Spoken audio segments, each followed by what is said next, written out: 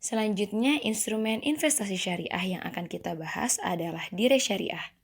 Berdasarkan Peraturan OJK Nomor 30/POJK.04/2016 tentang dana investasi real estate syariah berbentuk kontrak investasi kolektif, yang dimaksud dengan dana investasi real estate syariah atau Dire Syariah adalah wadah yang dipergunakan untuk menghimpun dana dari masyarakat pemodal untuk selanjutnya diinvestasikan pada aset real estate, aset yang berkaitan dengan real estate, dan atau kas dan setara kas yang tidak bertentangan dengan prinsip syariah di pasar modal.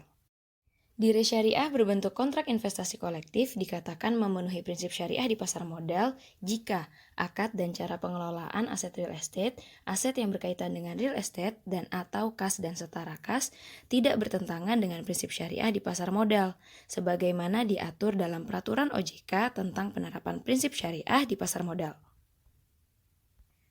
Real estate adalah tanah secara fisik dan bangunan yang ada di atasnya.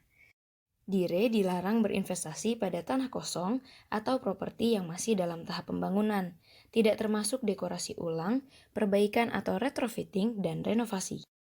Dire sendiri memberikan beberapa keuntungan, di antaranya pada Dire ada kewajiban untuk membagikan dividen minimal sebesar 90% dari pendapatannya setiap tahun, sehingga investor yang membeli Dire akan mendapatkan pendapatan tetap.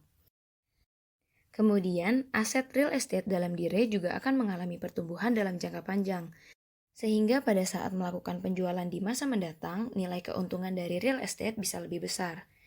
Bukan hanya itu, investor yang membeli Dire secara tidak langsung juga melakukan investasi real asset yang bernilai tinggi, seperti mall, apartemen, dan perkantoran karena dana yang dikumpulkan dari masyarakat pemodal Dire diinvestasikan pada real asset tersebut.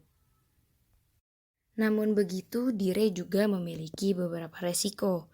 Yang pertama, gagal bayar pada penyewa aset real estate sehingga pendapatan dari Dire sendiri akan berkurang. Yang kedua, turunnya nilai properti. Misalnya saja terjadi kebakaran atau bencana alam sehingga akan menurunkan nilai dari real estate tersebut. Yang ketiga, resiko likuiditas. Pada saat investor mencairkan dana yang cukup besar sehingga manajer investasi yang mengelola Dire tersebut harus menjual asetnya, di mana menjual aset properti tidak seliquid menjual aset di pasar modal. Created using Powtoon.